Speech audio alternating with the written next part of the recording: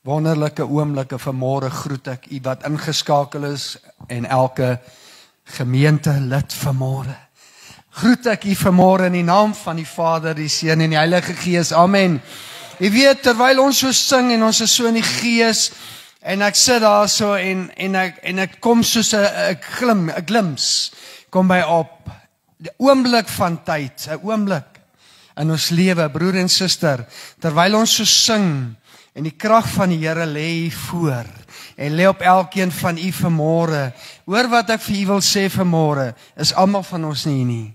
Ons is daarbo. Ons sal so sing, ons soos oë oopmaak. Dan sing ons soos in hierdie pragtige stad, strate van goud.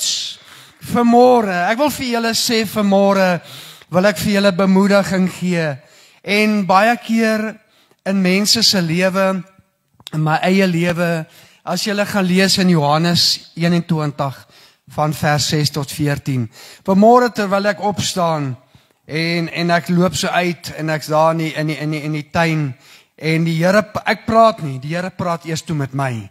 En toe sê ek, hallo Dad, sê ek hallo Abba Vader. En hy sê vir my dat die woorde wat vir my by my kom, gaan ek nou met julle net vinnig kortliks net opgewonde deel. Jy weet Johannes 21 vers 6 sê daar so waar Jesus op die wal was en die disippels was besig om hulle nette in te gooi. En ek voel vanmôre ons moet 'n manifestasie maak.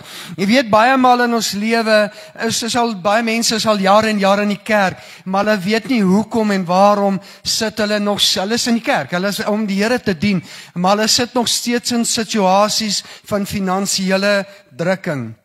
Maar Here, ons bid en ons vra maar hoekom. Ek wil vir julle vanmôre bemoedig wat ingeskakel is. Dis tyd dat die kerk opstaan en aan die regterkant die nette moet gooi. Jesus het vir sy disippels gesê, die woord van die Here sê daar, hy sê vir die man wat hy so lief was, Simon Petrus, hy sê vir hom van die wal af, hulle moan, hulle redeneer, hulle kla, ons kla baie. En ons redeneer en vra my Here, ek wil dit graag nou hê. Hoekom? Hoekom moet ek so sukkel? Waarom? En die Here sê vir hulle, vat julle nette. En vanmôre waar ons kan opstaan, net een oomblik, broer, ons staan net vinnig op. Media wat ingeskakel het, doen dit vanmôre. En al die jare gooi ons dalk moontlik dit in die verkeerde kant. Hoor wat ek sê vanmôre is, vat jou nette. Nie omstandighede nie, vat soos die woord in Galasiërs sê, hy vat die geloof. Want geloof wankel nie, vertrou die Here en hy vat dit in die linkerkant. Vat dit in die linkerkant, broer Jaco, broer Osie vir daai driving school. Vat dit vanmôre en gooi dit aan die regterkant. En die Here seën en julle sal getuienisse hier daar deurkom. Prys die naam van die Here.